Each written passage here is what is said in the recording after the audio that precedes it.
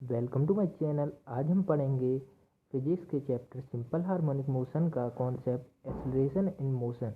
उससे पहले हम वेलोसिटी इन मोशन पढ़ चुके थे और वेलोसिटी की वैल्यू क्या थी, v equal to omega root A square minus y square. उस दिन हमने पढ़ा था कि v की वैल्यू कैसे फाइंड करें। तो v मैक्स दिया गया था, तो उससे हमने v max equal to a omega निकाल लिया था, मतलब कि फिर उससे हमने ओमेगा की वैल्यू निकाली और पुट कर दी, और जिससे हमें डिस्प्लेसमेंट मिल गया।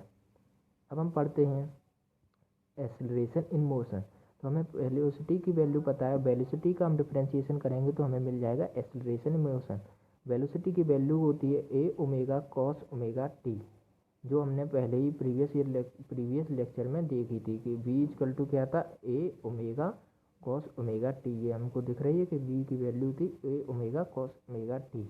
तो ऐसे ही अब हमें पता है v की वैल्यू ए ओमेगा कॉस ओमेगा टी होती है, तो हमें डिफ्रेंशिएशन करना चाहिए। तो ए ओमेगा कॉस ओमेगा टी का हम डिफ्रेंशिएशन करेंगे तो हमें पता है कि जो कांस्टेंट टर्म होता है वो पहले बाहर निकल आएगा। तो ए ओमेगा सबसे पहले बाहर निकल आया, उसके बाद जो थीटा वाला टर्म था कांस्टेंट, मतलब कि ओमेगा, एक और ओमेगा बाहर निकल आया तो हो गया ए ओमेगा। ये सही से नहीं दिख रहा होगा तो आप लोगों को बता दें कि ए ओमेगा हो गया। और इसको साइन, जैसे कॉस था, कॉस का डिफ्रेंशिएशन होता है माइनस साइन, तो हमने लिख दिया माइनस साइन। तो आप लोगों को समझ में आ गया कि ये कैसे आया। तो ए की वैल्यू होती है माइनस ओमेगा स्क्वायर ए साइन ओमेगा टी, और यहाँ पे ए साइन ओमेगा टी को हम डिस्प्लेसमेंट से शो करते हैं, मतलब कि जो डिस्प्लेसमेंट होता है। और हमें पता चल गया एक्सेलरेशन की वैल्यू होती है माइनस ओमेगा स्क्वायर बाई। अब हम देखते हैं एक्सेलरेशन। एक्सेलरेशन कोई भी कभी भी कांस्टेंट नहीं रहता। एक्सेलरेशन मैक्सिमम कब होगा, जब साइन की वैल्यू मैक्सिमम होगी। साइन की वैल्यू मैक्सिमम तब होती है 1, मतलब कि t equal to t half 1/4 पे मैक्सिमम होती है एक्सेलरेशन की वैल्यू, और ओमेगा टी यानी कि फेस डिफरेंस π/2 हो, मतलब कि पेंडुलम यहाँ पे होना चाहिए, मतलब कि एट द मैक्सिमम पोजीशन पे हो तो एक्सेलरेशन मैक्सिमम होता है। और एक्सेलरेशन मिनिमम कब होगा, एक्सेलरेशन मिनिमम तब होगा जब डिस्प्लेसमेंट जीरो होगा, मतलब कि बाई की वैल्यू जीरो होगी। तो बाई की वैल्यू जीरो मेन पोजीशन पे होती है, मतलब कि डिस्प्लेसमेंट यहाँ पे, एक्सेलरेशन यहाँ पे मेन पोजीशन पे जीरो होगा। और मैक्सिमम एक्सेलरेशन क्या हो सकता, मैक्सिमम एक्सेलरेशन हो सकता है omega square by. Minimum acceleration बता दिए, मिनिमम एक्सेलरेशन होता है एट द t/2 पे, और ओमेगा इक्वल टू पाई ओ, मतलब कि ये यहाँ से ये बॉब जाएगा t/2 और यहाँ पे, तो ये होता है मिनिमम एक्सेलरेशन। और एक्सेलरेशन का डायरेक्टली प्रोपोर्शनल होता है। यहाँ से हम लोग इसका डायग्राम भी समझ सकते हैं। ए इक्वल टू माइनस पाई, हमें इससे ये रिलेशन मिल गया, मतलब कि हमको पता है कि ये ऐसी लाइन होगी, मतलब कि ये रिलेशन मिल गया कि ए और पाई का रिलेशन ग्राफ भी समझ में आ गया। अब बढ़ते हैं आगे। अब यहाँ पे इन तीनों के ग्राफ से समझते हैं कि क्या क्या डिफरेंस होता है। जैसे हमें दिख रहा है डिस्प्लेसमेंट का ग्राफ ये है, वेलोसिटी का ग्राफ ये है, और एक्सेलरेशन का ग्राफ ये है। तो हमें समझ में आ रहा है कि एक्सेलरेशन और डिस्प्लेसमेंट के ग्राफ में हमको पता है कि फेस डिफरेंस पाई होता है। क्या होता है, पाई। और ये दोनों कैसे होते हैं, मतलब कि अपोजिट होते हैं। और वेलोसिटी का π/2 होता है एक्सेलरेशन के साथ। यहाँ से हम लोगों को ये रिलेशन समझ में आ रहा है। वेलोसिटी मैक्सिमम कितनी होती है, मतलब कि वेलोसिटी एम्पलीट्यूड के ओमेगा टाइम्स होती है, एक्सेलरेशन ओमेगा स्क्वायर टाइम्स होता है। और सिंपल हार्मोनिक मोशन में डिस्प्लेसमेंट का एंगल π/2 ज़्यादा होता है, और एक्सेलरेशन का वेलोसिटी से π/2, मतलब कि हमें समझ में आ गया कि पाई फेस डिफरेंस ज़्यादा होता है। इससे हमें तीन चीज़ें पता चल जाती हैं कि डिस्प्लेसमेंट क्या होता है, ए साइन ओमेगा टी, जीरो, इसकी मिनिमम वैल्यू हो जाएगी जीरो, मैक्सिमम वैल्यू हो जाएगी ए। वेलोसिटी होती है ओमेगा रूट ए स्क्वायर माइनस वाई स्क्वायर, और इसकी मैक्सिमम वैल्यू होती है ए ओमेगा, और मिनिमम वैल्यू होती है जीरो। एक्सेलरेशन होता है omega square by minimum value zero, maximum value omega square A. इसको मैं इरेज भी कर दे रहा हूँ, आप यहाँ पे स्क्रीनशॉट ले सकते हैं। अब पढ़ते हैं आगे। एनर्जी, एनर्जी क्या होती है, फोर्स इनटू डिस्प्लेसमेंट, एनर्जी या वर्क डन होता है, ये हमें पता है। तो इससे हमें फोर्स एफ, रिस्टोरिंग फोर्स से पता चल गया। अब एफ इजकल टू माइनस के बाई।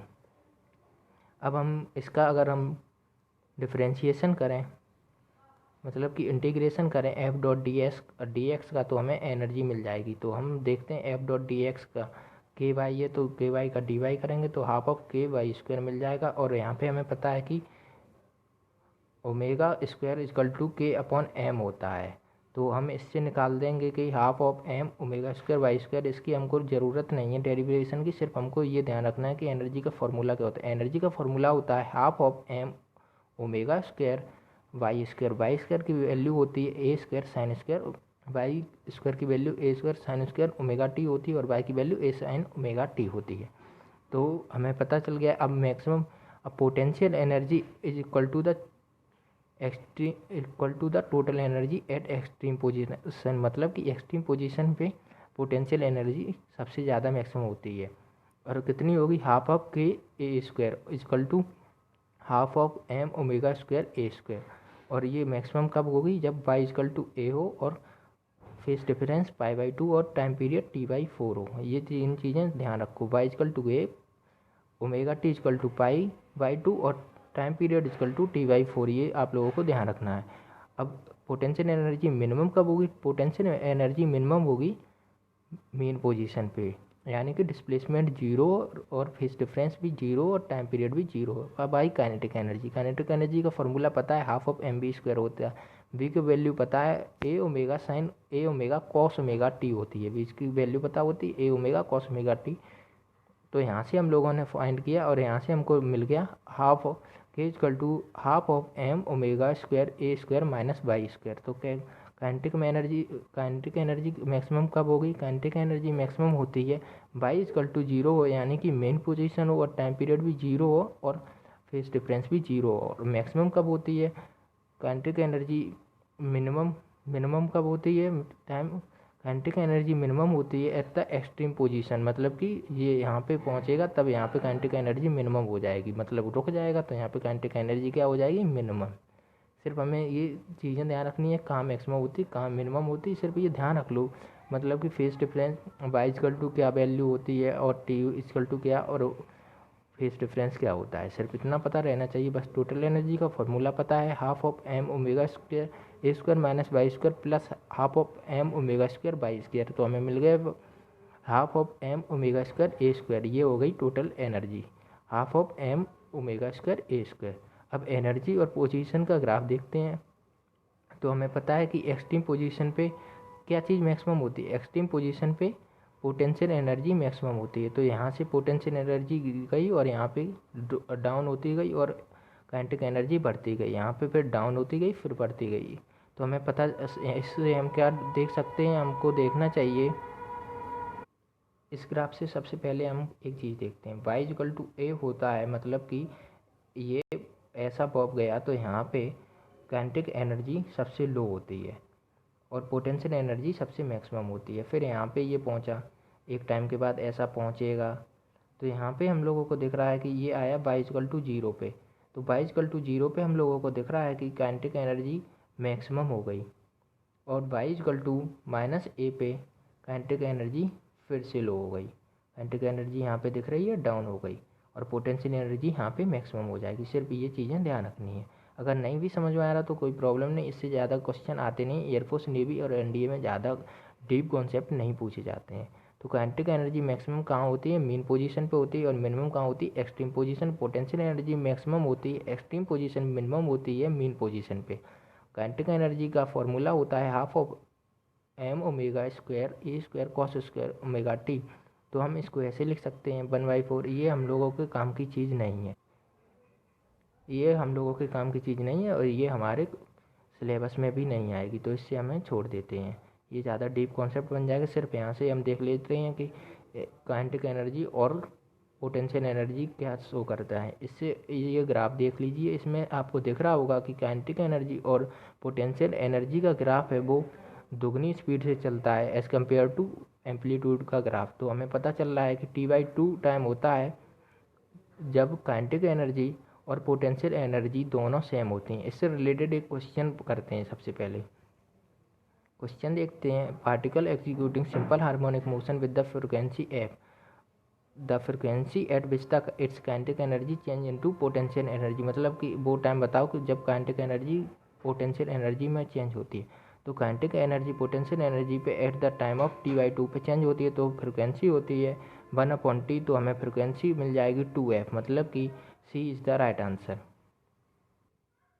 सेकेंड इंपॉर्टेंट क्वेश्चन पे, the potential energy of a particle executing simple harmonic motion is 1/4 of the maximum value during acceleration oscillation its displacement from equilibrium position in terms of A. मतलब कि हमसे displacement पूछा गया ए के terms में।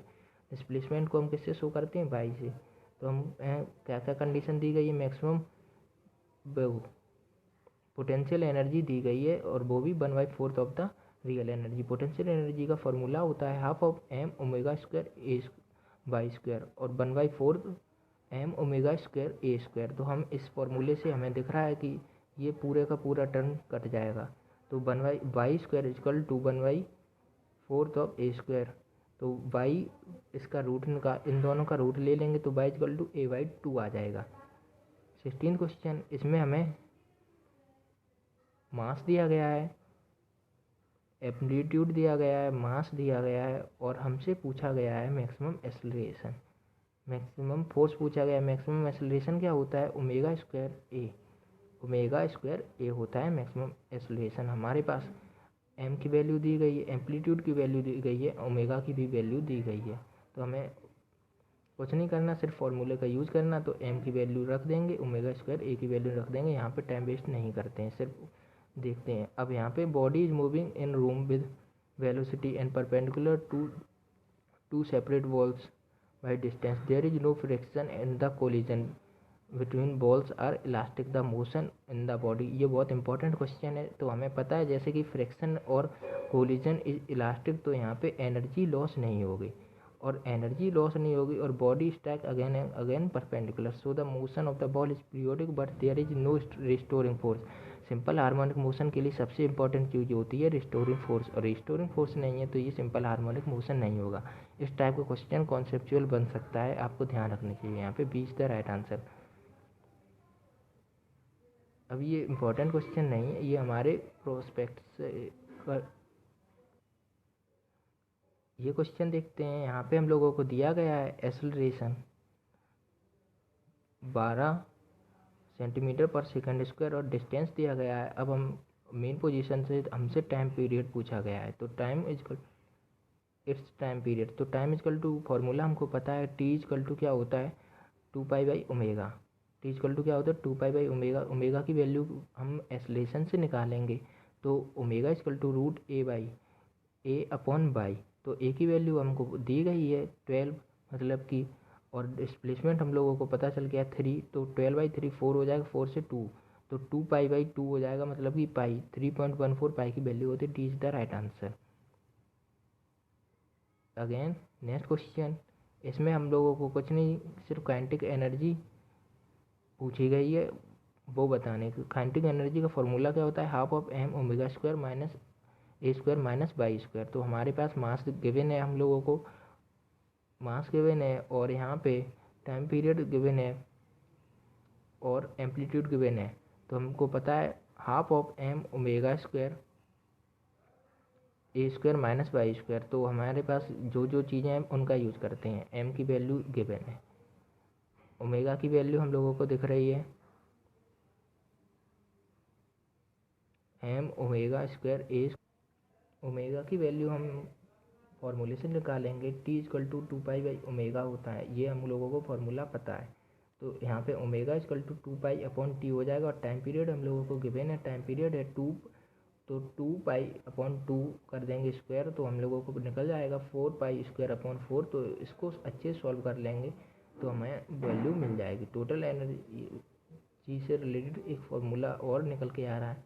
तो हमसे यहाँ पे टोटल एनर्जी ई दी गई है और then kinetic energy when displacement is half the amplitude, मतलब कि y equal to a/2 given है हम लोगों को। तो हमसे काइनेटिक एनर्जी पूछी गई। काइनेटिक एनर्जी का फॉर्मूला होता है half of m omega square A square minus y square. तो y इजकल टू a/2, तो a square minus a square by 2 को हम ऐसे लिख सकते हैं कि नहीं, कि a square minus 3 4 minus A 4 minus 1 क्या हो जाएगा 3, 3/4 हो जाएगा कि नहीं, 3/4 ऑफ ई बन जाएगा फॉर्मूले से। तो हमें